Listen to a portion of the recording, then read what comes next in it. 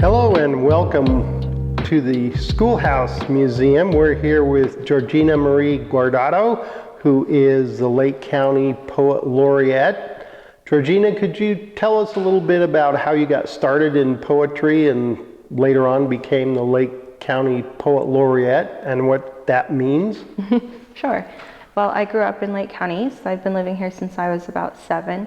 Moved here with my mom from Calistoga. So I grew up here and I was introduced to poetry probably around age 15 or 16. And that's when I started writing. It was a tool of self-expression, also a way for me as a teen to cope with what it was like growing up in a rural area, dealing with a lot of hardships in school and childhood trauma and whatnot. So I found that poetry was a healthy tool to process all of that.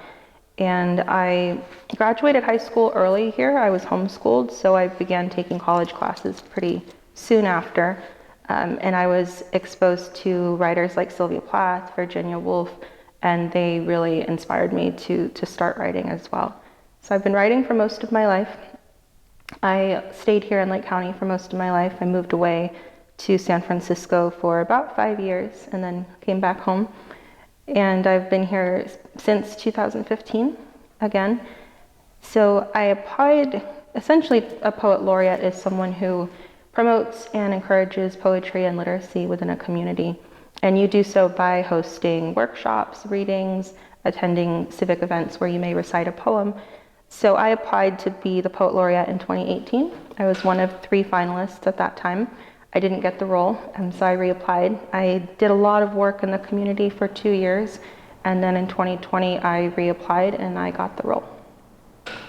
Now, you said you started writing when you were 15. Were you inspired by any sort of teacher, or did it just kind of happen naturally that you got interested in writing?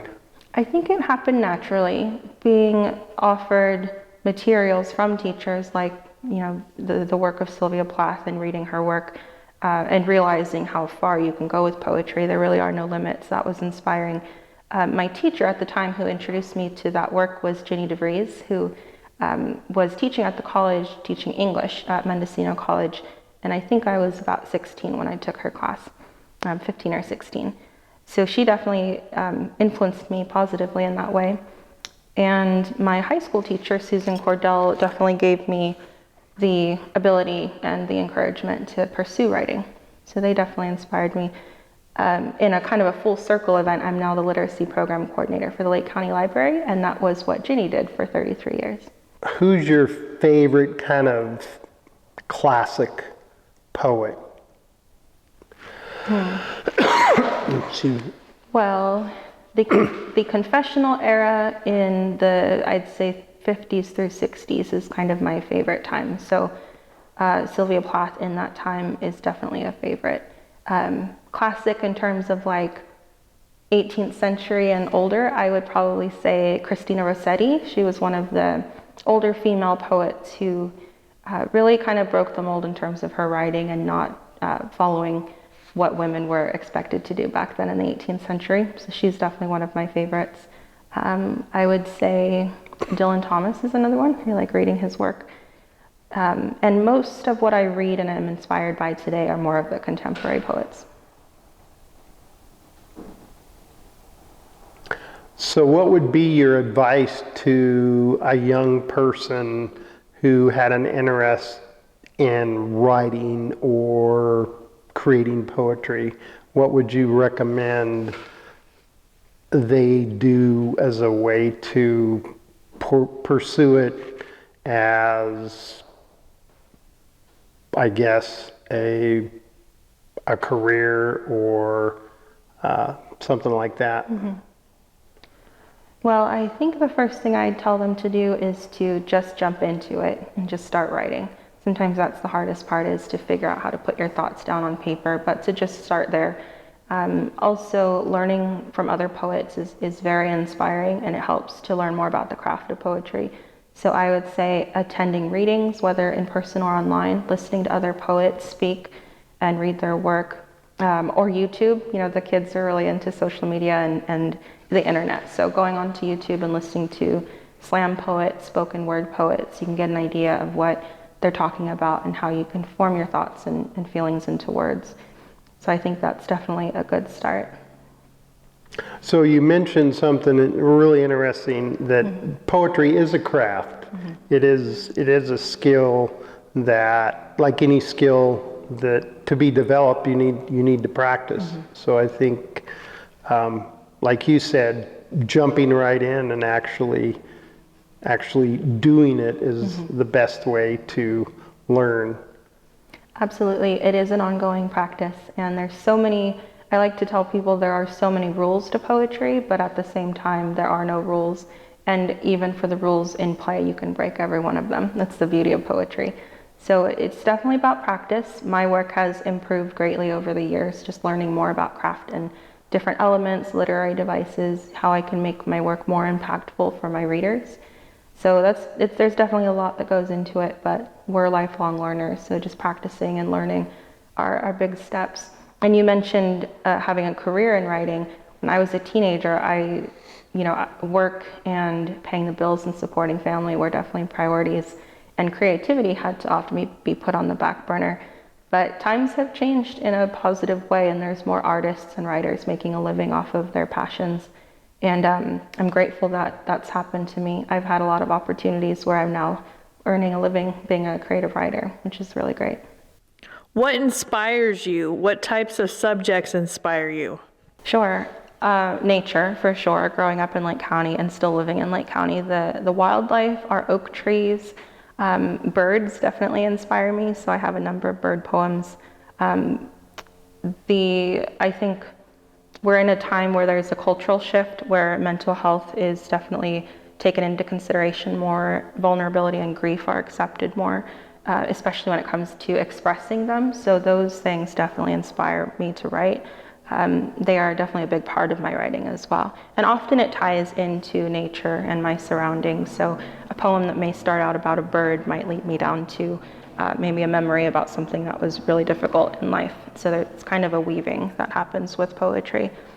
What's your favorite poem that you've written? That's a really good question. Let's see.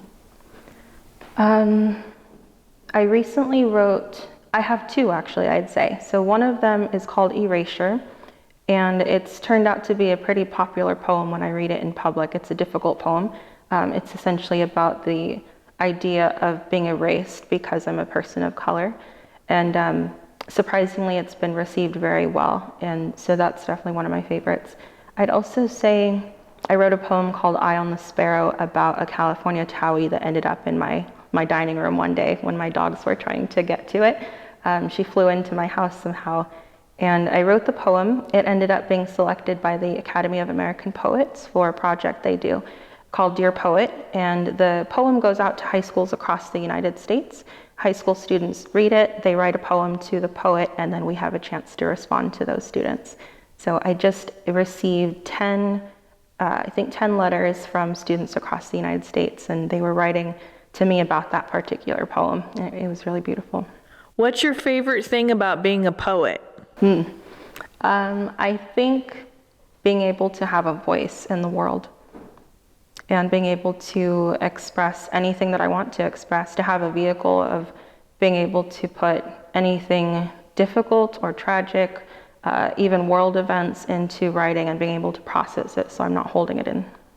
So do you consider yourself,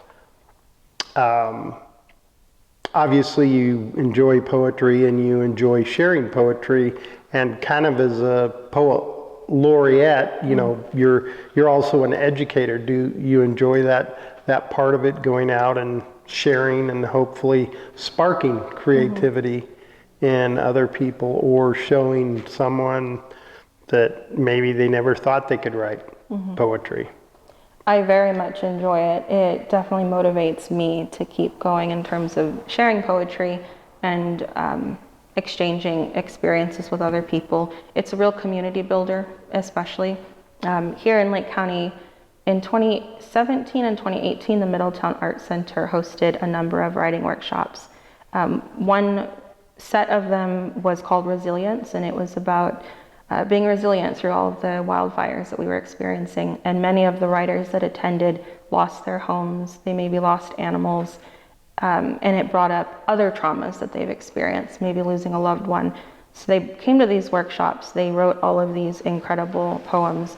The second set of those workshops was called Restore, and it was after that, after the Valley Fire, we had other fires coming in. We had all of this leftover residual grief that we had to figure out what to do with. So even more work came from that. And there were many writers in the community that shared their work.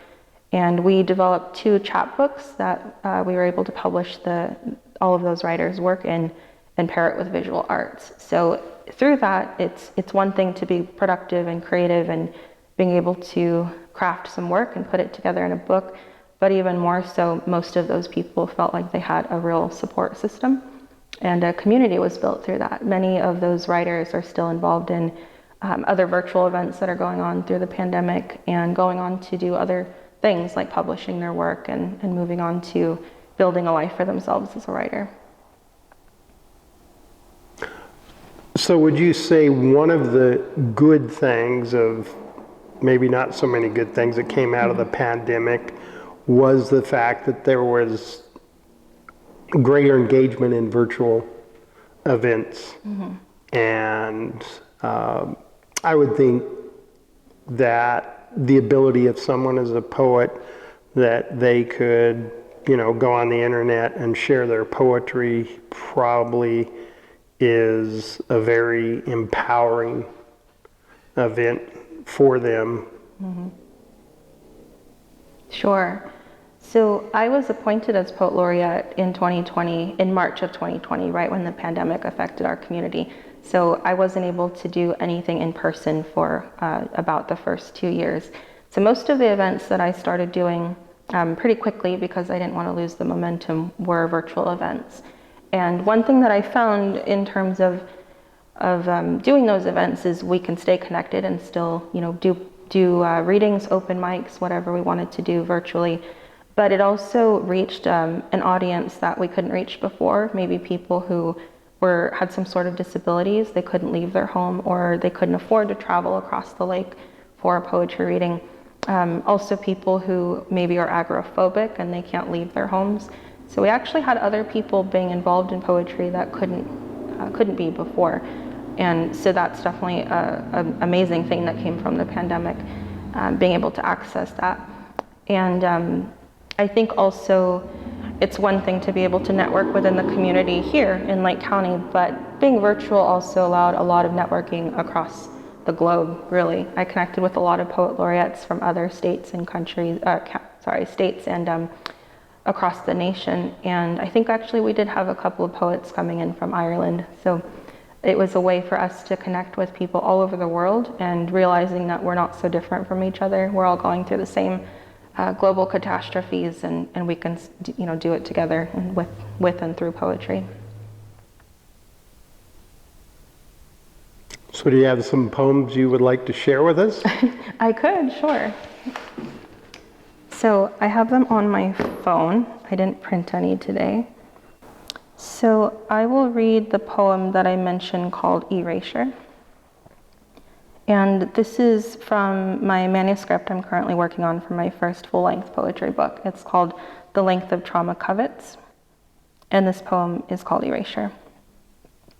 I'm terrified of being erased, as in rainbow sidewalk chalk after a long-awaited rain, as in girth of a sage bundle after overuse, trying to ward off 1,000 bad spirits, as in I can remember his pants down before I could grant consent, but no one wants to hear about it, as in flower essences dissolving on my tongue, as in quick written poem that may go nowhere, as in Texas won't teach my people's history, but no one wants to hear about it, as in you people make everything about race, as in I can speak eloquently so I couldn't be brown, as in the partial animal skull I found by the creek bed, as in iris twilight bruising from the back of a hand but straight to the heart, as in you can't pronounce my last name so I've erased it myself, as in melancholy blue of dusk fading, as in my heart is not in this,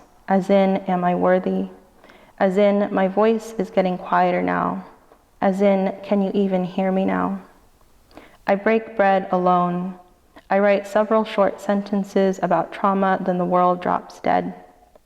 An orange-bellied swallow prances beside my cold legs, oblivious to human pain. She's making poems with the shape of her breath in the weather. She breaks a worm from the ground. I break a line. That's the first one. Eye on the Sparrow. I woke to rapid flapping, the air cold, the time unknown, the dog's paws tapping on chill hardwood floor, sudden commotion. Jumping to corral what was assumed to be an animal fight, I find a California Towie in my dining room. Frantic, frightened, brisk movement in her wings making the room that much more frigid, I stammer to her. Follow her room to room as she attempts to fly her way out of walls until she finally calms, allowing me to cup her into my hands. We sit together outside on a frosty concrete step, my bare feet settling on top of wet fall leaves. My bare feet settling on top of wet fall leaves, gathering the taste of morning in my mouth, the scent of rain and dirt. She catches her breath.